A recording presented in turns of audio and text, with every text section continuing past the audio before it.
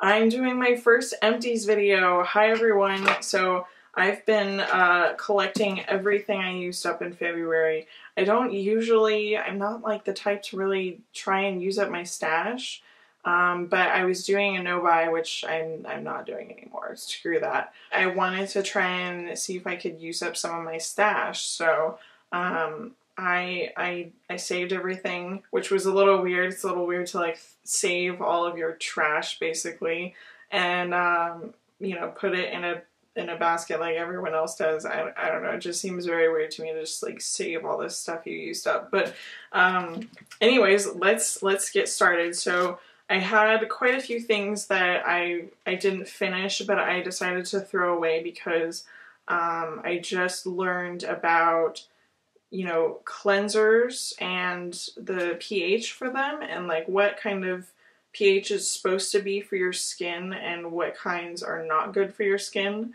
So I mean, there's tons of blog posts that go into the scientific details about why that is, but basically I found a few that I had been using that were really basic, and it's not good for your skin to have a really basic cleanser. So first ones that I'm tossing that I didn't use: the Skin Food green tea milk cleansing foam, which I got in a boutique bag, and I was using this and my skin wasn't liking it, and I found out why. It's because it has like a pH of like 9 or 10 or something. So getting rid of that one. And the next one is La Neige Multi Cleanser, which I wasn't even really using that much. I just had opened it from a review that I did a while ago, like last summer, of this, and it was just sitting there and I wasn't using it. And I also found out it has a pH of like 8 or 9, so throwing that one away as well. The last cleanser that I'm throwing away that is not good is Innisfree, the Jeju Volcanic Pore Cleansing Foam, which I just had a sample of this and I was using it at Bee's house and couldn't figure out why I was having breakouts. I attributed it to my makeup and like something being dirty, but nope, I think it was the cleansing foam. So we're getting rid of that. And the next thing that I didn't finish that I'm tossing because I didn't use it. It's the Sergei Normant Meta Revive Dry Conditioner, and I got this like months ago in a Birchbox back when I was still subscribed, and I love dry shampoo, so I was like, oh, maybe this will be nice. But no, I mean, it kind of makes your hair shinier and look nicer, you know, if you use dry shampoo or something, but it wasn't nice enough for me to just like use this whole thing. There's still quite a bit in there, so we're gonna toss that. And I think everything else was stuff that I actually finished. So next we have the Ariel Spa Water 24 Hours Moisturizing Refreshing Mist. And as you can see, this is empty. I loved this stuff. This came in a mini box, and mists are such a strange category for skincare, because you can kind of spray them on your face whenever you want. But what I was doing was I was spraying this on my face after I cleansed and before I used a toner. So, and this one I wasn't expecting to like. I was just like, oh, okay, well, I'll just use this one now that I you know, I need to use this stuff up. And I love the smell. It smells really like fresh and kind of watery. And I actually dropped it. You can see there's like a big old hole in the bottom. I actually dropped it and saved it by just turning it upside down and using it on a cotton pad, and finally used the whole thing up. I was keeping this over at Bee's, but love that. I wish I could get more of that, but it might be kind of hard to find. And next is Dear Clark. What was this one? The conditioner. It wasn't that I didn't like the conditioner. I like the smell of it. It had a very herbal smell. But the problem is that this bottle is not squeezable, and you can't get the product out unless you like shake it really hard. And even then, like, then it was like getting everywhere, and I was just like, ugh, I don't even want to deal with that. So I think I used like most of it, and then I dumped the rest. And to go along with that, I had some other samples of conditioner. I had a Teodora Rainforest at Dusk and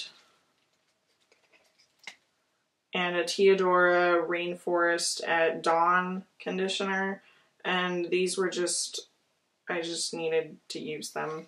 They weren't like anything extra special, but unlike that other one, at least the bottles can squeeze and they were easy to get out. But they smelled kind of herbally. I don't know, I mean, they were nice, but I wouldn't repurchase, probably not. Okay, and then I had a couple hand sanitizers that I went through this month. First was the Bath & Body Works Island White Pineapple Pocket Back Antibacterial Hand Gel. This one I've had since like last summer. It's been in my purse. I finally just finished it up. The scent was okay. I'm not the biggest fan of pineapple, but it was nice. B was willing to use it, so that was always a plus. And the second was the Fortune Cookie Soap. The Fortune Cookie Soap Tree of Life OCD hand sanitizer, which I actually really love this scent. And I have another one of these in my purse right now, so I did repurchase it. And I had a couple, here's one little tiny lotion. Queen Bee Apothecary Daily Grind Whipped Body Frosting, which I really like the smell of this in the jar. It smells like coffee, but when I was using it, it felt like, I don't know, I just didn't like the texture of it. It would like clump up, and I don't know how to describe it, and even like this little tiny thing only lasted me like 2 uses. I spread it all over my legs, and it just basically absorbed so quickly that it felt like you needed to apply more right after. I don't know, it was strange. I didn't really care for it. I probably would not repurchase. And then the next was something I've just had forever. The House of Gloy Absinthe Sugar Exfoliant. And I bought this like last summer also, like on sale or something. I just grabbed it just to try their sugar exfoliants. And it has like a really herbally like absinthe smell. But, and it's like really thick. It has a lot of sugar in it. So if you're really looking for a really scrub with really thick, really big sugar particles, then I would say check out the House of Glory Sugar Exfoliants. And I had a few more shower things that I used up. So next was another item from Queen Bee Apothecary, the Whiskey and Honey Shave Cream. And I was surprised by how much I love this scent. I mean, it's hard to describe. It's kind of sweet, but I don't know. It's just like, it's really good.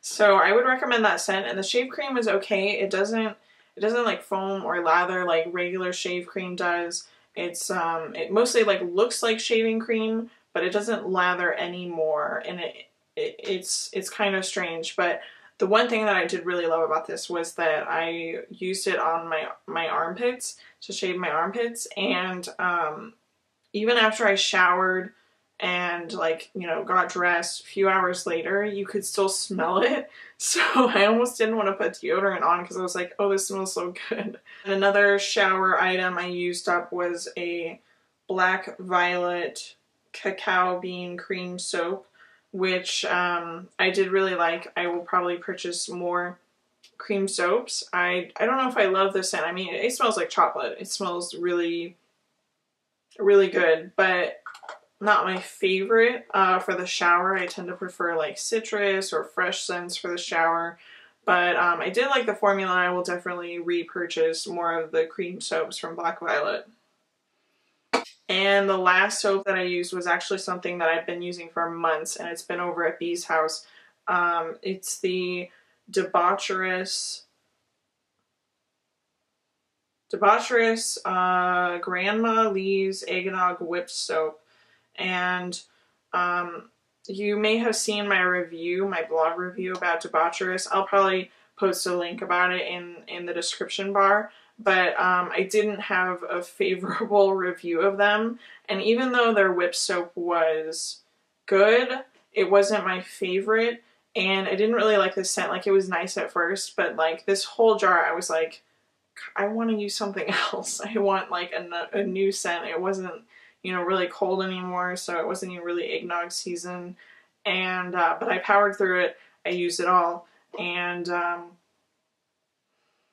don't know. I won't be repurchasing from that company, and I certainly wouldn't repurchase this product even if I didn't have problems with the company itself. But yeah, I don't, there's nothing else to say. I powered through a few candles that I had that were just kind of sitting there and almost gone. So the first was the Honeysuckle Bouquet, and I think I got this like last summer, but it didn't have much left, so I just used up the rest. The only kind of downside is that I feel like there's like so much left in these. I mean, I've never really like powered through Bath and Body Works candles, but I didn't realize like how much you actually leave because the wick just goes out because there's nothing left, but there's like a ton of wax at the bottom. So I don't know, that's kind of crappy, but this one smelled good. It got a little too strong for me after sitting there for like an hour or two, so I actually had to blow it out, and then when I tried to relight it, it wouldn't relight. Probably wouldn't repurchase that scent again, but I mean, obviously I do like the Bath and Body Works candles. And the next one is a mini Bath and Body Works candle. It is in Hawaiian Hibiscus, and I did really like this one. I like the mini candles actually better because I feel like my house is just not big enough for a 3-wick candle. It's just too much scent. It has nowhere to go, and then it just gives me a headache after a while. So I usually like these little mini ones because they're not as strong, and I feel like I go through them faster, but the only, you know, obvious downside is that they don't carry all of them in all the scents, so that sucks. The last one was the Bath and Body Works Mini Peach Bellini candle. Again, this one was from like last summer. I don't even know if they still have these scents, but I really like this one. It smells like peaches. It smells like a yummy drink I wish I was drinking on the beach right now, and I would probably repurchase that one. I was surprised. I don't know, when I got it, I didn't think it smelled that great, and then I was using it and I was like, hey, this smells really good. Okay, so I mentioned my, in my favorites video and post, the Fortune Cookie Soap shower steamers were one of my favorites this month, and I mentioned how many I went through, and so here they all are. So the first one was Poisonous Fog, and this was one that I actually purchased for a gift for a friend. And I just kind of opened it up to smell it, and I was like, oh crap, I'm keeping this. I'm gonna have to get her another one. So this was the one that I used, and they come with 3 in the pack. I use one like per shower. Sometimes you can get 2 showers out of one of them if you're kind of careful with it. But this smelled amazing. I don't even think I can smell this in the thing, but I don't even know how to describe it. It was like vanilla yumminess, and I already bought more, so I have another one of those. And the next shower steamer was in the scent Sensual. This one is supposed to smell like roses, but in the, like, we would leave this, like, it wouldn't fizz the whole way, and so we'd leave it in the shower for the next shower, and it smelled so good, and it made the bathroom smell so good that I really love these. I bought more of that scent too. The next one is Serenity, and this one was good, but it wasn't my favorite out of all those other ones, so I didn't repurchase this one, but I did like it. And the next was Cold Buster. I had these from, I don't know, a while ago that I purchased, and I used them when I had a cold. It was nice. They're like Vicks Vapor Rub scent. I don't know. It was okay. I probably wouldn't get that one again, even if I was sick. And the last one was Hodor, Hodor, Hodor. So that one was my other favorite. It smells like tomato vines. So I really liked that one. Used that one. And lastly, I used up a bunch of like sheet masks and single foil packet thingies, samples. So the first one was the Innisfree Jeju Volcanic Pore Essence. And I really like their samples. So if you've never ordered from Innisfree, they have a lot of their products in these little samples. They're more than one use. I would say they're probably 3 or 4 or 5 uses out of these. And originally the cap comes attached like this so that it seals it. You rip it off and then you can turn it over and screw it back on to seal it. So resealable sample, that's pretty awesome. I love the design of these. Next was the Isfrin RX Magic Eye Solution Wise Patch. They're basically eye patches. They go under your eyes. When I was sick, I wasn't sleeping well, so I was having like puffy eyes. I put these on. These are supposed to go on for like 30 minutes, and they didn't have a lot of like solution stuff in them. They weren't very wet, which was actually good because it meant that they stayed where I put them. They didn't start falling down my face. And it felt really nice after. It felt really refreshing. Next was a sheet mask. The first one that I used up was the My Beauty Diary Mexico Cactus Mask, which I've heard such good things about My Beauty Diary masks. And I had these like in my stash and I was like, I'm just gonna use these. I have to try them to see how I like them. This one I really liked. It smells like kind of like aloe, but cactus sort of. I don't know. It smells sort of the same thing, but this was really good. I liked this one. I would repurchase, but I also want to try like the other kinds they have. The next one was the My Beauty Diary Imperial Bird's Nest Mask, which everyone raves about this one, and I see why. It smells good, and it seemed to do a lot. I don't know. I mean, seemed to do a lot for my face. My face is definitely less red. Usually that's the only thing I notice with sheet masks is if my face is less red and less angry, then that's how I know that it did something. And the next one, I don't even remember the brand on this. I think it's like A Pew or something like that. And it's the Elasticity Collagen Anti-Wrinkle Mask, I think. This was another one that I think I got like from a mask pack from Boutique. And I liked it. I was surprised because I had never really heard of this brand. I've never heard good or bad things about it. But it worked, and look how cute like the pig is. I think that's adorable. Next was an Innisfree It's Real Squeeze Mask in Blackberry. And I always love their It's Real Squeeze Mask. They smell amazing, and they always seem to do something for my skin. Always make it look better, and the blackberry ones smell delicious. So next was a Skin Food Broccoli Everyday Broccoli Facial Sheet Mask. Mask sheet, whatever. This one I actually bought like at the Skin Food store. I'm gonna have a sheet mask haul video soon. I got a bunch, but this was one that I just had to try. Just because I have a broccoli toner that I really like, and I was like, maybe this will be good too. So I tried this one, really liked it. I have another backup, so I'm glad I have another one. Next was the Benton Snail Bee High Content Mask Pack, which a lot of people seem to like this, but I didn't really like it. It was, it made my skin feel like it was burning, and I was like, no, not doing that. I'm taking it off. So I mean, it didn't seem to like do anything bad to my skin look-wise, but it just didn't feel good on my face, and I was like, no, I'm not dealing with that. So I took that off, and I won't buy those again. Next is the Misha Pure Source Honey Sheet Mask, which was in my favorites video. This was one of my favorite masks of the whole month. I put it on, immediately took it off, was less red on my face, and like my blemishes were less red. And then the next morning it looked even better, which I usually never get with a sheet mask, where like in the morning it looks even better, like I did something to my face. But this one I did, and so I'm definitely going to be repurchasing these. They're not too expensive. I think you can usually find them for under $2.